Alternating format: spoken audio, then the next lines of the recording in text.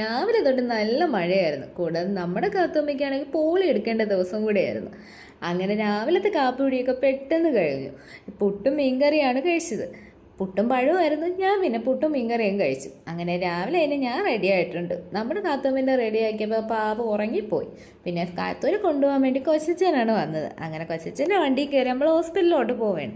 കാത്തു ആമിയാണെങ്കിൽ തമ്മി തമ്മി നോക്കി ഇരിപ്പുണ്ട്.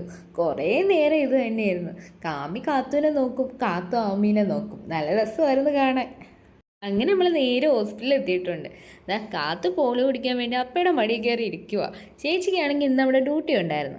അങ്ങനെ അപ്പയുടെ മടിയിലൊക്കെ ഇരുന്ന് കാത്തു അമ്മ പോളിയൊക്കെ കുടിച്ച് ആൾ കുറച്ച് നേരമൊക്കെ കരയൊക്കെ ചെയ്തു. ഭയങ്കര വിഷമമായിരുന്നു.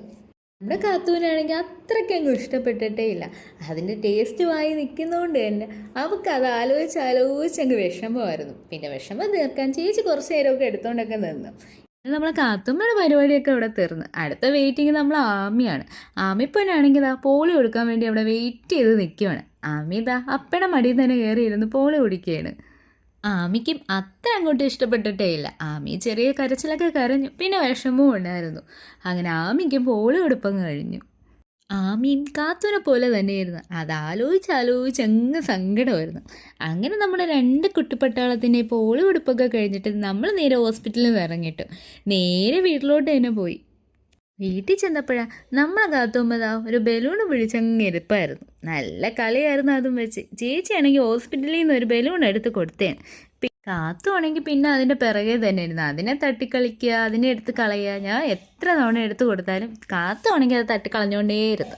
പിന്നെ കുറച്ച് നേരം ഞാൻ മാറ്റി വെച്ചു. അതാണെങ്കിൽ ഇഴഞ്ഞു പോയാൽ അതൊക്കെ എങ്ങനെയൊക്കെയോ എടുത്തോണ്ട് വരുന്നുണ്ട്. അങ്ങനെ ബലൂണൊക്കെ കളിച്ച് നമ്മളെ കാത്തുമ്മയാണെങ്കിൽ അവിടെ കിടന്നങ്ങ് ഉറങ്ങി. കൂടിപ്പോയ ഒരു 10 മിനിറ്റ് അത്ര നേരെ കാത്തു ഉറങ്ങിയോള്. അപ്പോഴത്തേക്ക് നമ്മുടെ കാത്തുമ്മയും എണീച്ച് വന്നായിരുന്നു. വന്നപ്പോഴും നല്ല മഴയായിരുന്നു വെളിയിൽ.